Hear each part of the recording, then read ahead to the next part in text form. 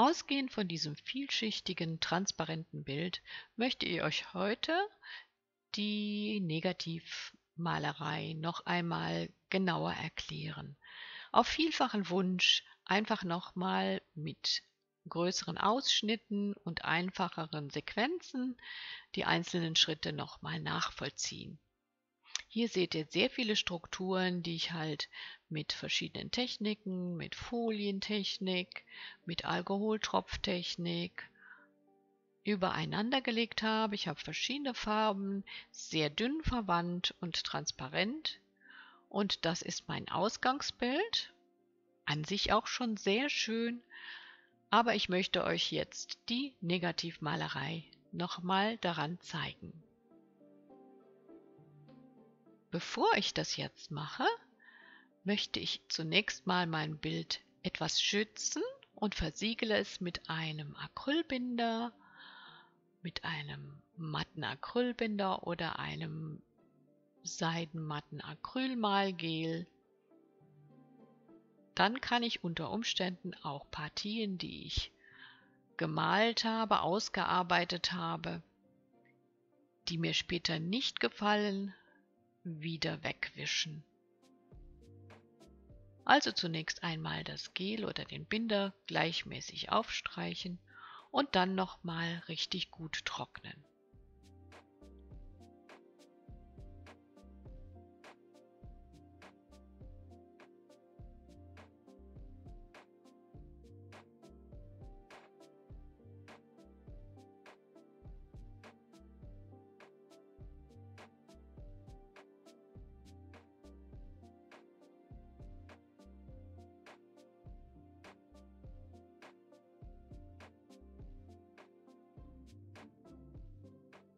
Ja, nun schaue ich mir erstmal das Bild aus allen Richtungen an. Ich habe ja noch keinen Plan und ich arbeite immer intuitiv, wie ihr wisst. Also ich drehe es und schaue mir eigentlich alles unter dem Aspekt der Komposition an.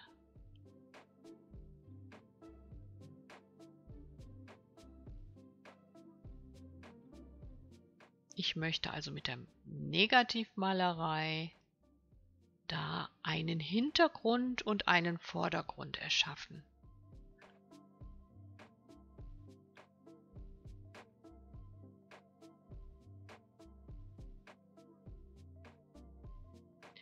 Ich mische mir jetzt einen hellen Ton für die Negativmalerei und ich benutze alle Farben, die ich im Bild auch verwandt habe und mische ein bisschen davon in ein Weiß.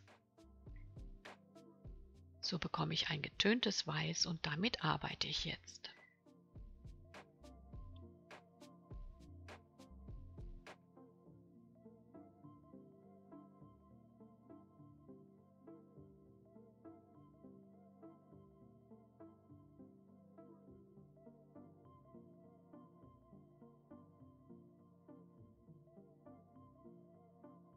Hier oben an dieser Stelle möchte ich jetzt anfangen, dort wo diese zarten Strukturen sind, die zarten Strukturen der Folientechnik, diese Verästelungen.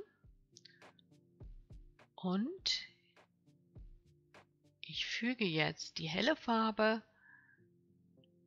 ein und stelle mir einfach mal vor, diese Verästelungen sind tatsächlich Äste und im Hintergrund ist es heller.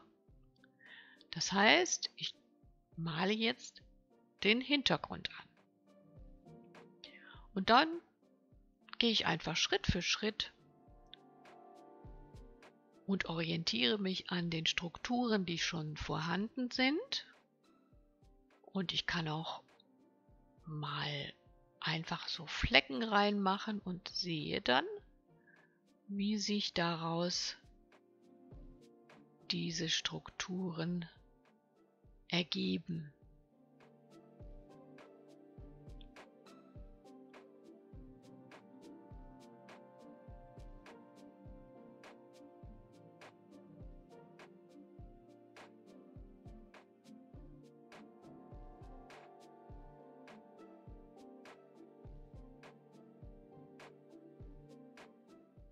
Dabei lasse ich mir Zeit und arbeite ganz in meinem Tempo. Die weiße Farbe ist meist nicht ganz deckend, das heißt, nachdem sie etwas angetrocknet ist, wird sie wieder etwas blasser und deswegen werde ich sie später noch ein zweites Mal auf diese Stellen auftragen.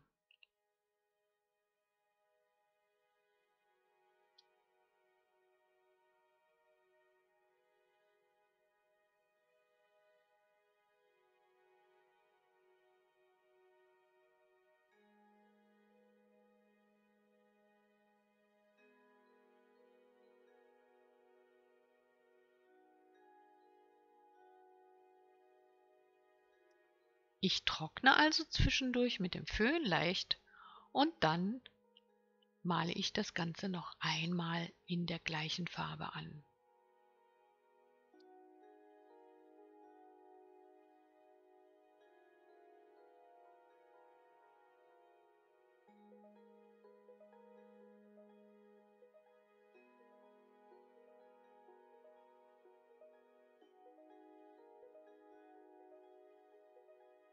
Natürlich kann man das auch mit einer dunkleren Farbe machen. Das zeige ich euch jetzt hier mit diesem dunkleren Lila.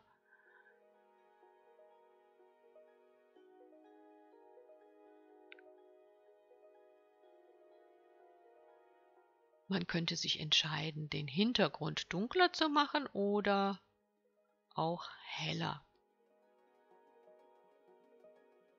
Das geht beides.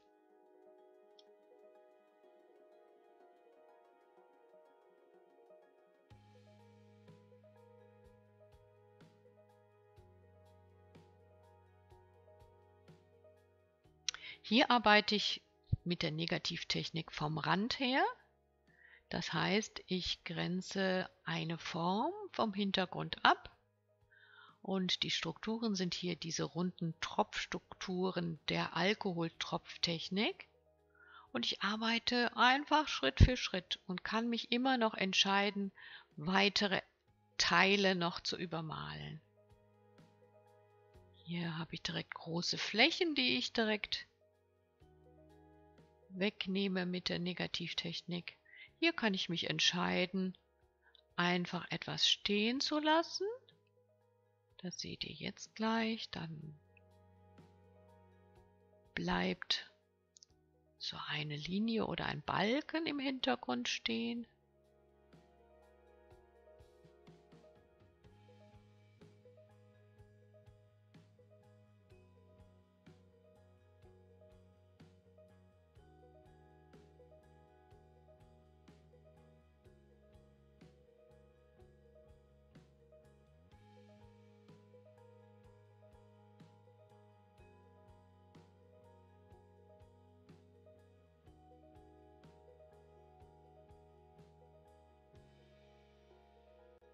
Hier oben entstehen dann nochmal zwei Linien oder lineare Elemente durch die Negativtechnik. Hier mit der weißen Farbe arbeite ich halt mit einer deckenden Farbe und man kann auch, wie ich eben mit der lila Farbe gemacht habe, mit einer transparenten Farbe arbeiten. Dann scheint der Untergrund noch etwas durch. Mit der weißen Farbe decke ich alles komplett zu, was dahinter ist.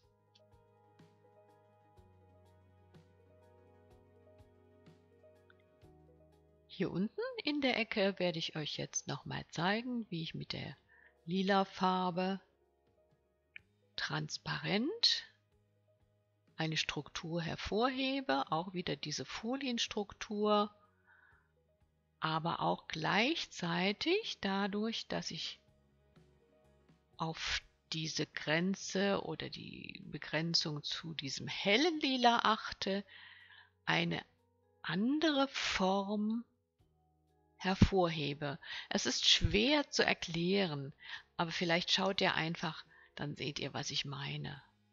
Also es ist so eine nierenförmige hell-lila Form Und mit dem dunklen Lila gehe ich nur bis an diese Form heran.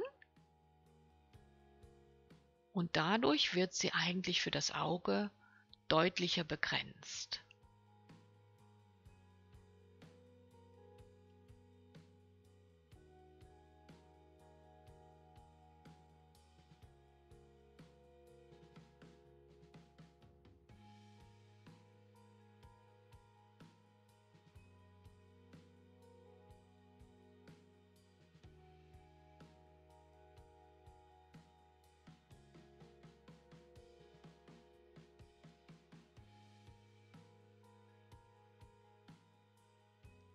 Hier entscheide ich mich einfach, dieses kompakte Formengewirr, was dann teilweise noch rechts in der Mitte zu sehen war, noch einmal mit kleinen Zwischenmalereien, also Malereien zwischen den einzelnen Tropfenformen zu unterbrechen.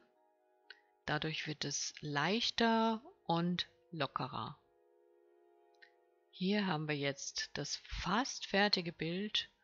Unten links in der Ecke das, was ich euch eben gezeigt habe, diese Strukturen, die gefallen mir nun jetzt nicht mehr.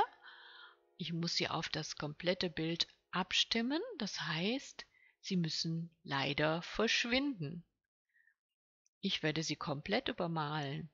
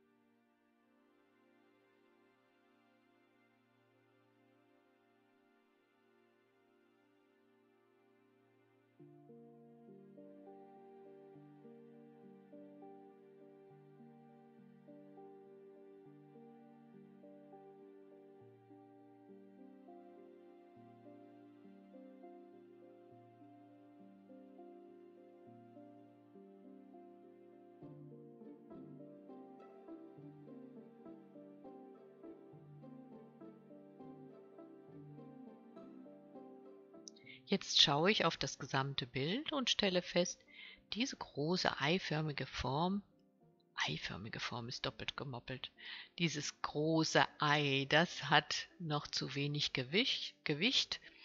Ich möchte noch ein bisschen Schatten einfügen und das mache ich mit dem Lila und es wird noch ein bisschen dunkler gestaltet.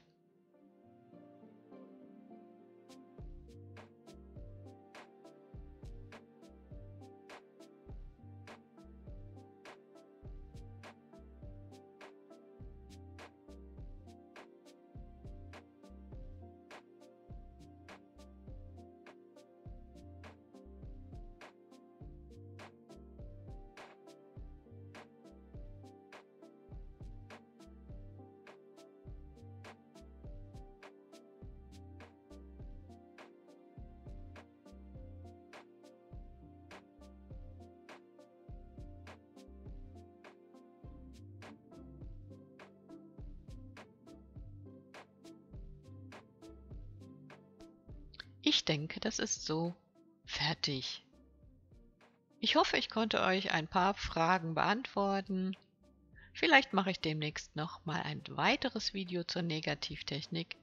Dann geht es dann wahrscheinlich um diese transparente Version des Negative Painting. Das heißt, wie schaffe ich dann mehrere Ebenen hintereinander? Okay,